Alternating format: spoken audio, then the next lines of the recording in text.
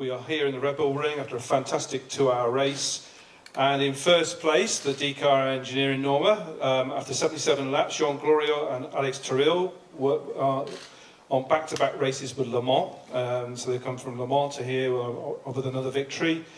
Jean, you started the race. Fantastic battle you had for the lead with the number 44 car for the first, but you soon got past him. And then just talk us through those first few laps.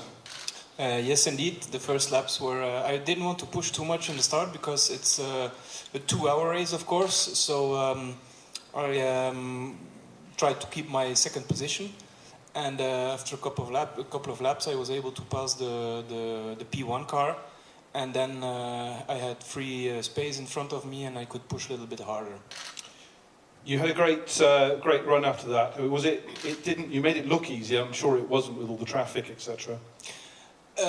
Yeah, actually, I must say the car, the team, everybody, it's working very good, and it's very nice to have such a car which is feeling exactly the same in the first lap and in the last lap. So the performance is very stable, handling is very stable of the car. It's remaining all the time equal, and it makes it quite easy to push a little bit harder, as in the beginning as well as in the end of the stint. Obviously, after Monza and the first race in Le Mans, is it nice to have another back-to-back race, back-to-back wins, 2 wins on the trot? Yes, of course. It's always nice to be on the top step of the podium. Alex, you took the car over. I'm going to say it looked easy, but I'm sure it wasn't because you had a big lead. But I'm sure you had your own trials and tribulations in the car when you were for your stint. Yeah, as John said, was pretty good. The car was feeling pretty good and pretty constant every lap. So you could, let's say, play a little bit with the rhythm. And the lap I was pushing, the car was answering really good. The grip was there. The lap was taking a little bit more easy. The car was answering as well. So no, it was really good. As you said, it looks easy. Just struggle a little bit with the traffic. Some drivers were not really respecting blue flags, so it was hard at some point. But as you said, managing the gap was quite good and felt really comfortable with the cars. And adding, like John said, it's a big effort from the team, from everyone, which been involving in developing this car and working on this from Norma. So I'm really happy to be able to be behind the wheel of this car and have another win in our pocket.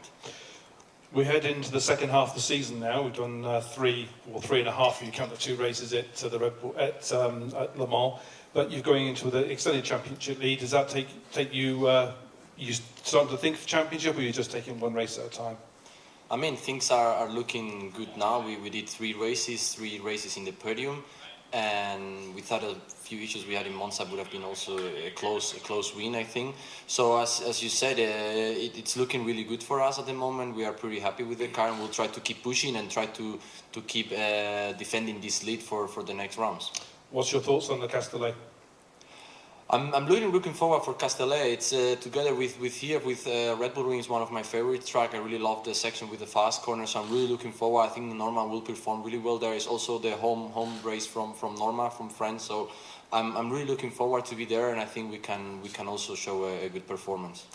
Alex, congratulations, Jean, congratulations, and congratulations, DCAR Engineering. A fantastic result for you guys.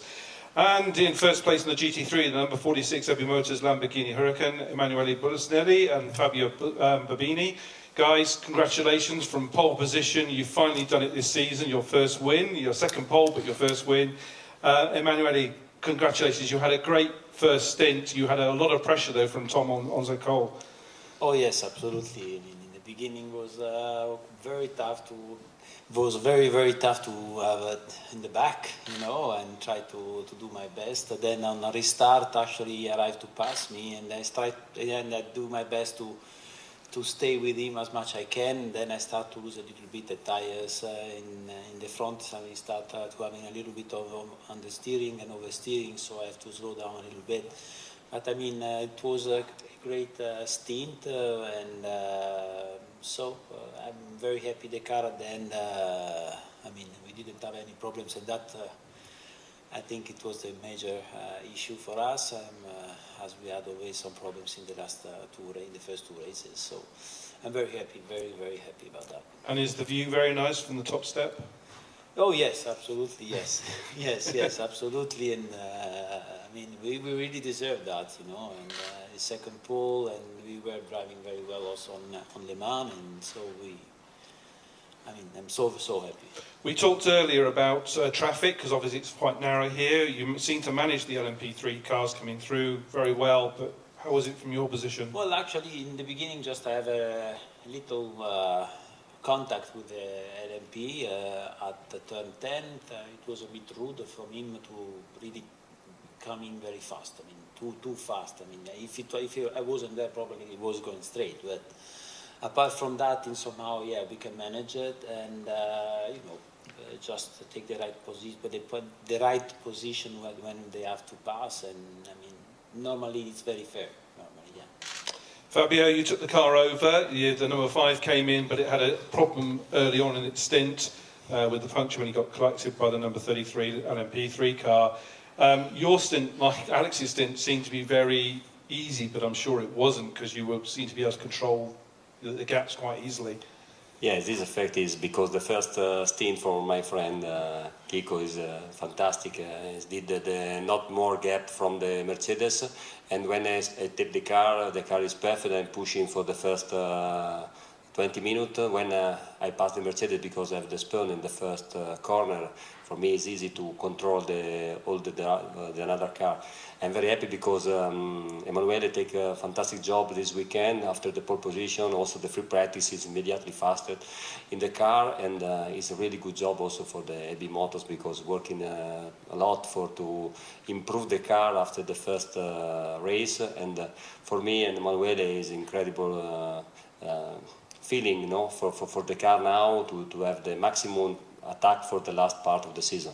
I've done a quick tot-up. You are now leading the championship by 8 points, 49.5 to 41.5 to the Le Mans Motorsport, Mercedes Motorsport car. So that going into La Castellet gives you another boost? I don't know. It's important to take the holiday in front of the championship. This is more important because our start of the championship is not perfect in Monza, not perfect in Le Mans for the second race, but everything is okay for to have the performance.